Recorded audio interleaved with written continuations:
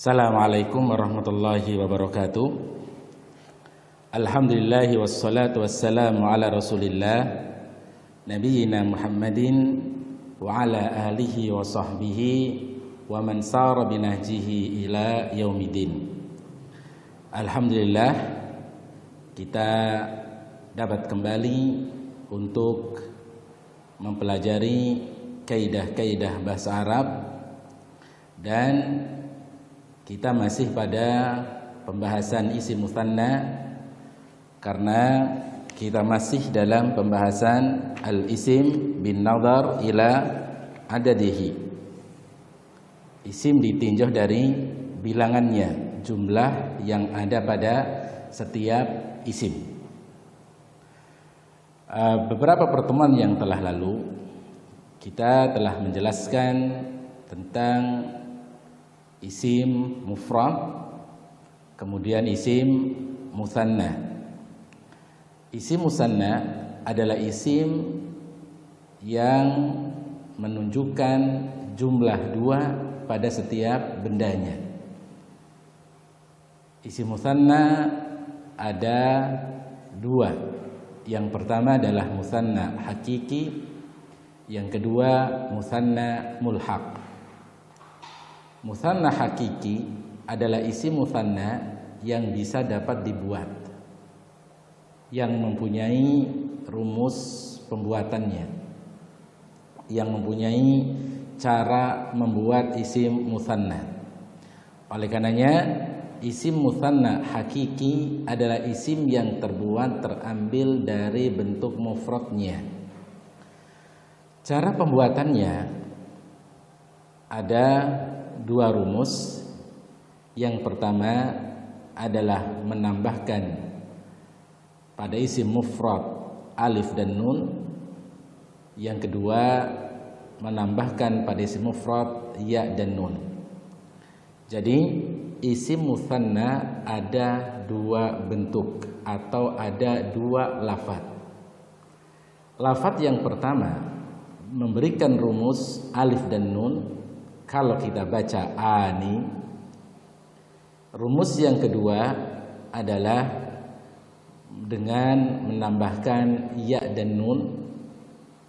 Kalau kita baca menjadi aini. Oleh karenanya, cara membaca isim mutsanna adalah isim mufrad ditambah alif dan nun, kemudian huruf sebelum alif berharokat fathah dan nun senantiasa berharokat kasrah. Ketika kita ingin mengatakan rajulun, kita tambahkan alif dan nun. Huruf sebelum alif di fathah, huruf nun di kasrah, sehingga yang tadi asalnya rajulun menjadi rajulani.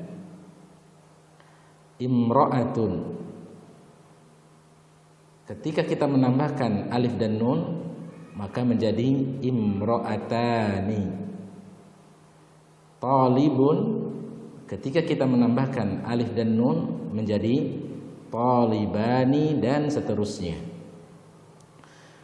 Kemudian rumus yang kedua yaitu dengan menambahkan ya dan nun. Dengan bacaan yang sama, huruf sebelum ya berharokat fathah dan nun senantiasa berharokat kasrah. Kalau kita baca adalah aini. Ketika kita ingin mengatakan sa'atun, ketika ingin dijadikan isim mutsanna maka menjadi sa'ataini, yang artinya 2 jam. Mirwahatun menjadi mirwahataini. Waladun menjadi waladaini. Maktabun menjadi maktabaini, dan seterusnya. Kemudian mungkin ada pertanyaan, kapan kita menggunakan dalam sebuah kalimat isim mutsanna pada rumus alif dan nun, dan kapan kita menggunakan isim musanna dalam sebuah kalimat dengan menggunakan ya dan nun. Gambaran yang mudah adalah ketika isim musanna menempati tempat fa'il atau subjek yang melakukan perbuatan, maka isim musanna yang digunakan rumus alif dan nun. Sekali lagi, ketika isim musanna berkedudukan sebagai subjek pelaku dalam sebuah kalimat, maka yang digunakan adalah alif dan nun. Contoh, ketika kita ingin mengatakan telah hadir dua orang anak. Pada susunan kalimat tadi, dua orang anak, pada tempat itu dia sebagai subjek, dia sebagai pelaku, maka isim musanna yang dipakai dengan menggunakan alif dan nun, maka kita mengungkapkannya hadara waladani. Hadara waladani. Tidak boleh kita menggunakan rumus ya dan nun pada susunan kalimat tadi. Kita tidak boleh untuk mengatakan hadara waladaini, sekalipun maknanya itu sama, artinya sama.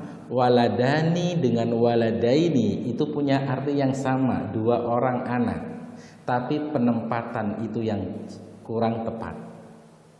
Penempatan isim musanna itu yang kurang tepat pada susunan kalimat tadi.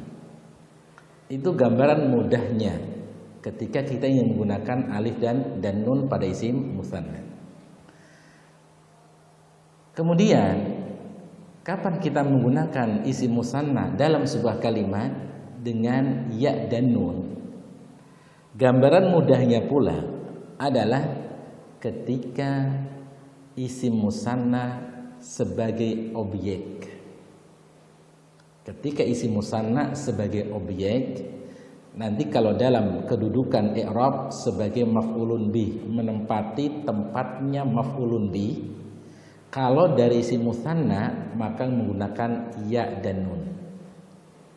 Contoh, ketika kita ingin mengatakan Ali mengambil dua pena. Ali telah mengambil dua pena.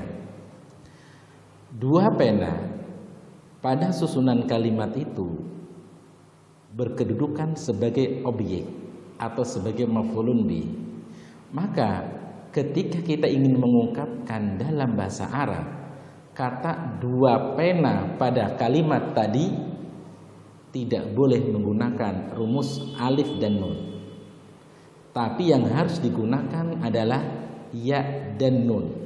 Maka ungkapannya adalah akhadha aliyun qalamaini. Akhadha aliyun qalamaini.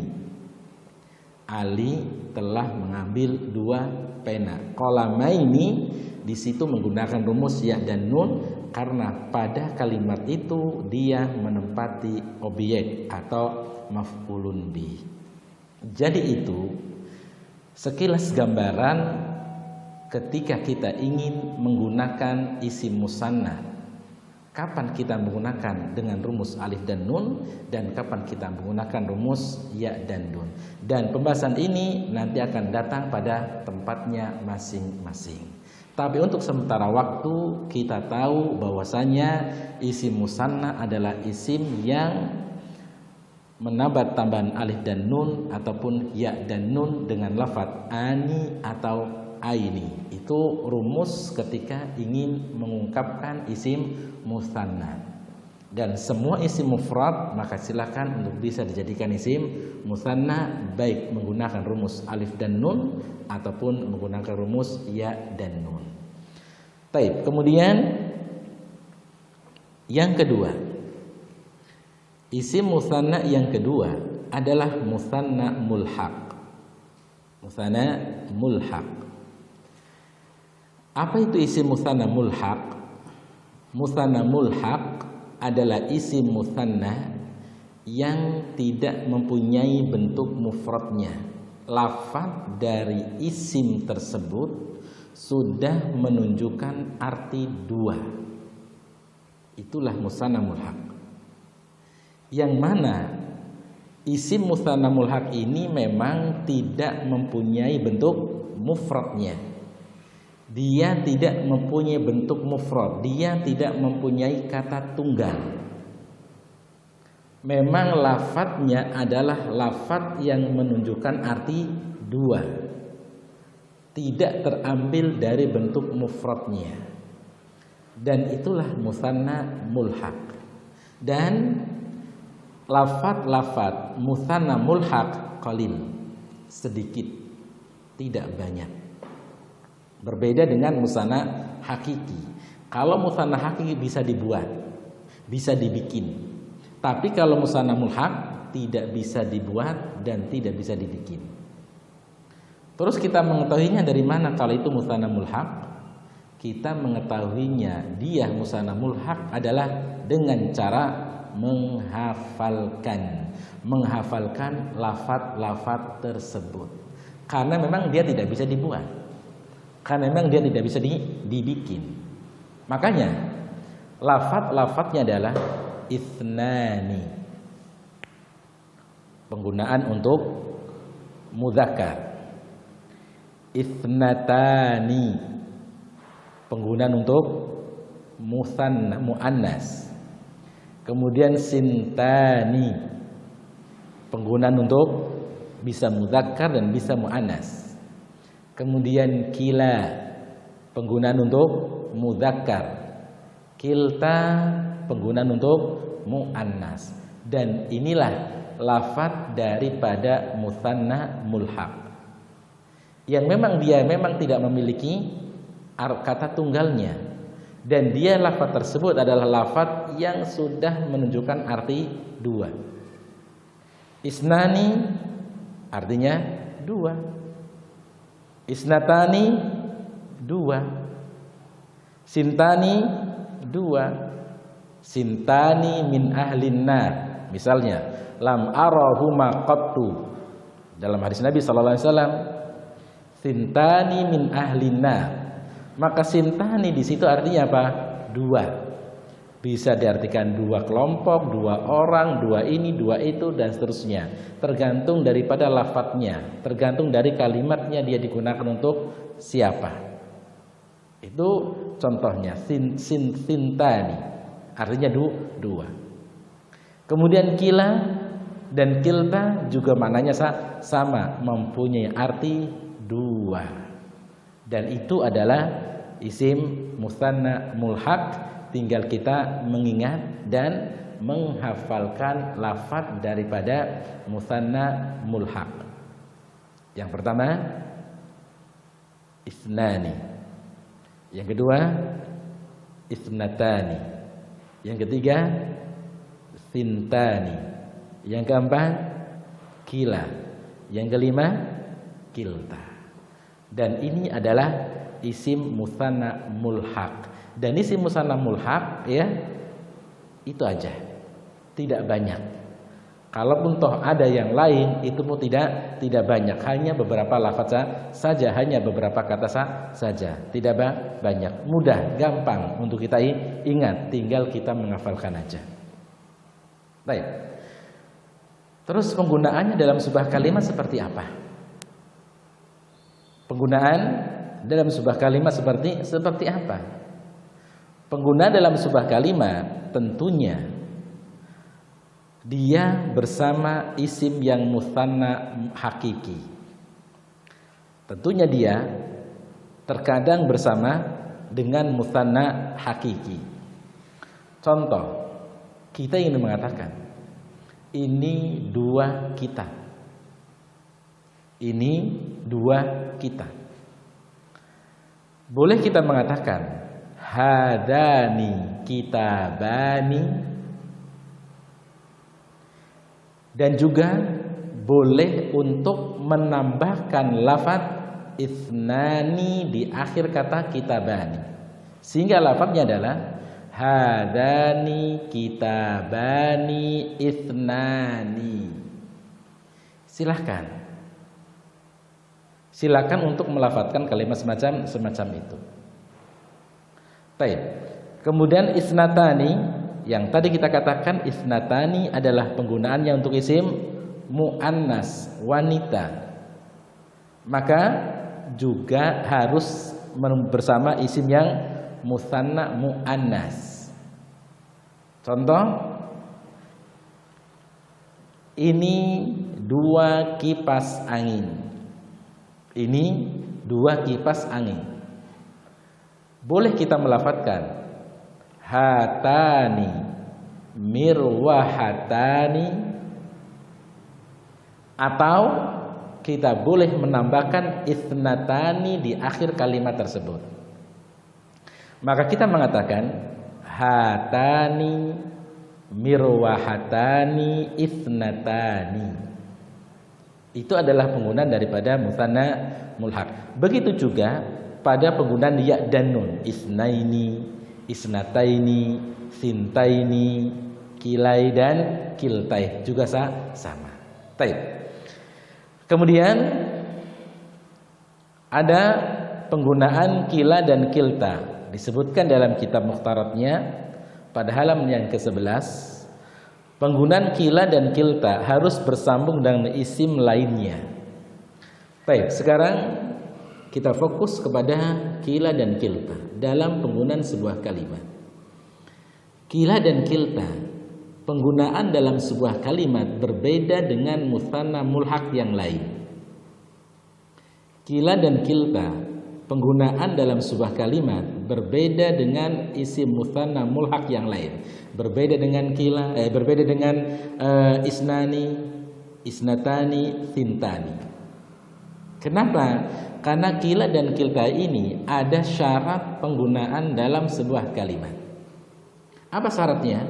Syarat untuk kila dan kilta, keduanya kalau ingin digunakan, dipakai dalam sebuah kalimat, harus bersambung dengan isim yang lain. Tidak boleh berdiri sendiri. Kila dan kilta, penggunaan dalam sebuah kalimat tidak boleh berdiri sendiri. Dia harus bersambung dengan isim yang lain. Berbeda dengan isnani, isnatani. Kalau isnani, isnatani gambarannya tadi, dia boleh berdiri sendiri. Hadani, kitabani, ithnani, dia berdiri sendiri. Hatani, mirwahatani, ithnatani, dia berdiri sendiri. Tapi tidak untuk kila dan kilta.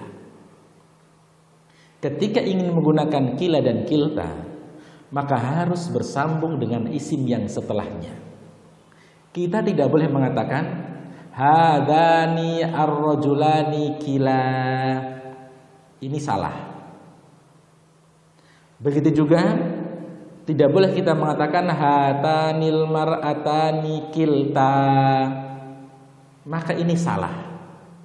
Kenapa? Karena kila kalau dipakai dalam sebuah kalimat harus bersambung dengan isim yang lain. Kilta kalau dipakai dalam sebuah kalimat maka harus bersambung dengan isim yang lain. Bersambungnya dengan siapa? Yang pertama, bisa bersambung dengan isim yang mustanna. Yang kedua, bisa bersambung dengan domir, kata ganti yang mustanna. Itu penggunaan kila dan kilta. Jadi kila dan kilta penggunaannya dalam sebuah kalimat tidak boleh berdiri sendiri, tapi melainkan harus bersambung dengan isim yang lain. Bersambungnya dengan siapa? Bersambungnya dengan isim yang mustanna. Yang kedua, bersambungnya dengan domir yang musanna. Domir yang musanna itu ada dua.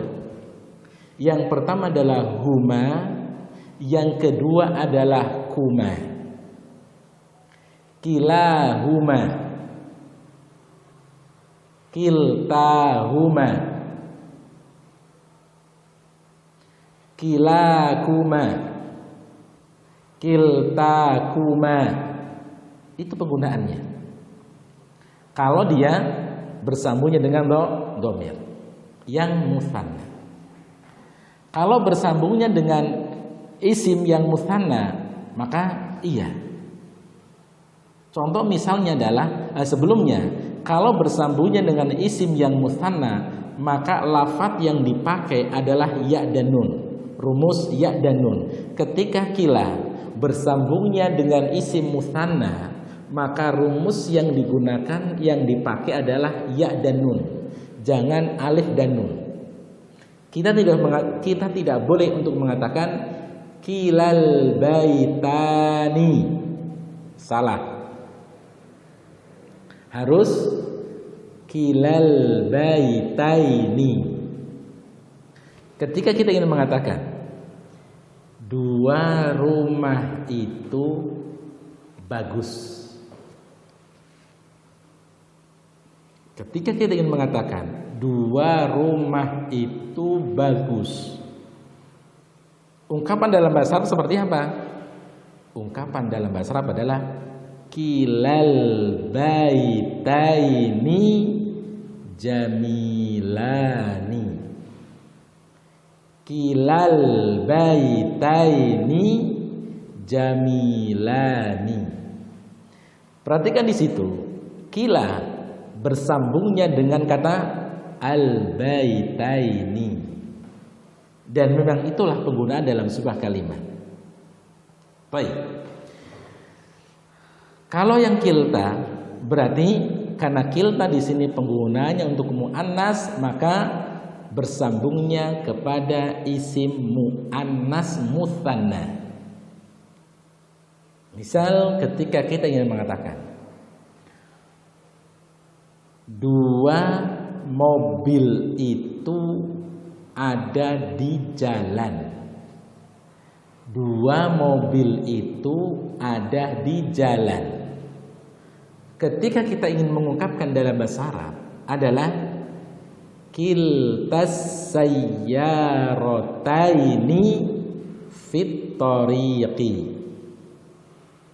Kiltas sayyarataini fit tariqi.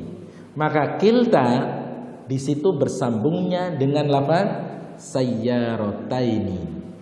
Dan itulah penggunaannya dalam sebuah kalimat kalau kila dan kilta dipakai. Dia bisa bersambungnya dengan isim ataupun bisa bersambungnya dengan dhamir.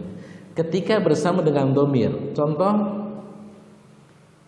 dhahaba ar-rajulani kilahuma. Dhahaba ar-rajulani kilahuma.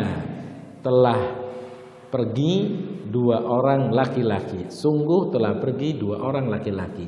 Maka kilahuma, kila mudhofnya bersambungnya dengan kata dengan dhamir huma.